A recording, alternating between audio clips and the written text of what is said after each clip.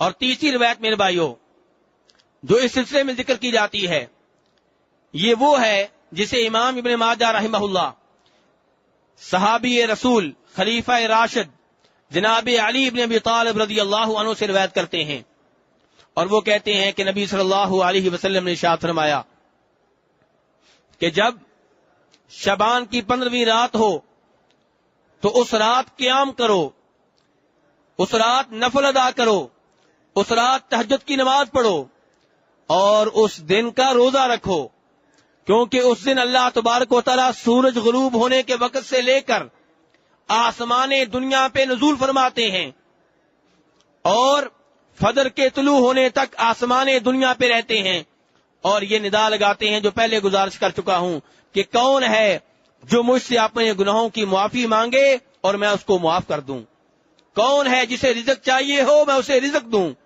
کون ہے جو کسی تکلیف میں مبتلا ہو میں اس کی تکلیف کو دور کر ڈالوں۔ لیکن یہ روایت میرے بھائیوں اس قدر خطرناک ہے کہ یہ ضعیف نہیں ہے بلکہ من گڑت ہے، صاف صاف من گڑت ہے، جعلی حدیث ہے، جناب رسول اکرم صلی اللہ علیہ وسلم کے ذمے جھوٹ بول کے آپ کے ذمے لگائی گئی ہے، کیونکہ اس روایت کے بیان کرنے والوں میں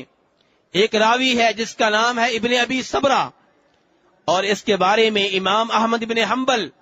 اور امام یحییٰ ابن معین واضح کر چکے ہیں کہ اس آدمی کی عادت تھی کہ یہ جھوٹی روایتیں گڑتا تھا اور انہیں جناب رسول اکرم صلی اللہ علیہ وسلم کے ذمے لگا دیتا، روایت اپنی طرف سے بناتا اور پھر کہتا کہ میں نے فلاں عالم دین سے سنی ہے اور وہ عالم دین کہہ رہے تھے فلاں صحابی نے بیان کی ہے اور وہ صحابی کہہ رہے تھے اللہ کے رسول نے بیان کی ہے، اپنی طرف سے یہ حدیثیں گڑ لیا کرتا تھا اور اس کی یہ عادت مشہور و معروف تھی۔ میرے بھائی اس روایت کو بنیاد بنا کے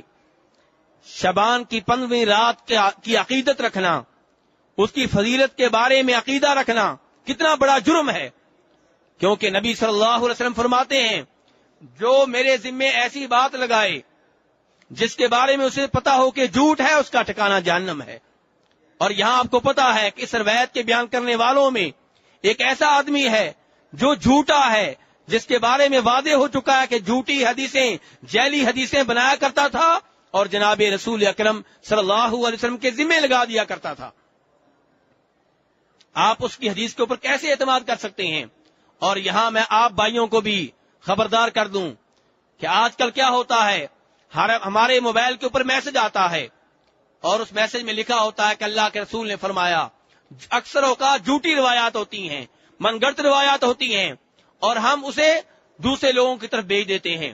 نہیں سوچتے، چیک نہیں کرتے، معلوم نہیں کرتے کہ واقعی یہ حدیث موجود ہے کہ نہیں موجود، صحیح روایت ہے کہ ضعیف روایت ہے، صحیح روایت ہے کہ من گڑت روایت ہے، آنکھیں بند کر کے ہم آگے بھیج دیتے ہیں، کیونکہ جس نے ہمیں بھیجا ہوتا ہے وہ میسج اس نے لکھا ہوتا ہے کہ آپ آگے بھیجیں آپ کو اتنا ثواب ملے گا۔ میرے بھائیو یہ حدیث کا معاملہ ہے، حدیث کا معاملہ ہے، ایک بات کو آپ جناب رسول اکرم صلی اللہ علیہ وسلم کی طرف منسوب کر رہے ہیں، یہ کوئی چھوٹی بات نہیں ہے۔ آپ کو معلوم ہونا چاہیے کہ جب کافر لوگ دین اسلام کو تلوار کے ذریعے شکست نہ دے سکے تو پھر کئی طرح کی سازشیں مسلمانوں کے خلاف قائم ہوئی، ان میں سے ایک سازش کیا ہے؟ ان کے دین کو خراب کر ڈالو، ان کے دین میں ایسی روایات داخل کر دو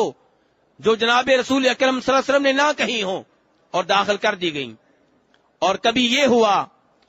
کہ ایسے لوگ جو بظاہر نیک تھے، نماز پڑھنے والے تھے،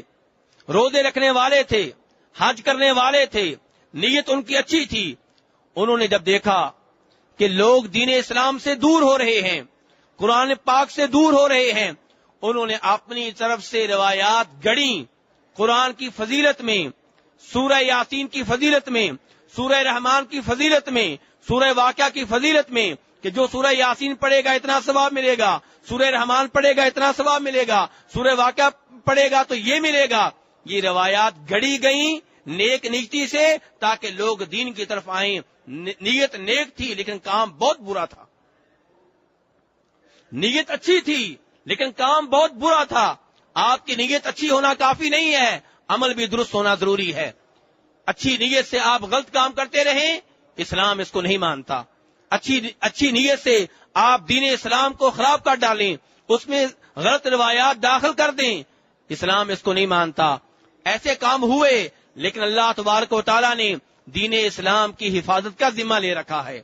اس لیے ان علماء کرام کو پیدا کیا جن علماء کرام نے وعدے کر دیا کہ یہ روایت جھوٹی ہے, یہ من گڑت ہے, یہ جعلی ہے, اور جعلی ہونے کی یہ دلیل ہے.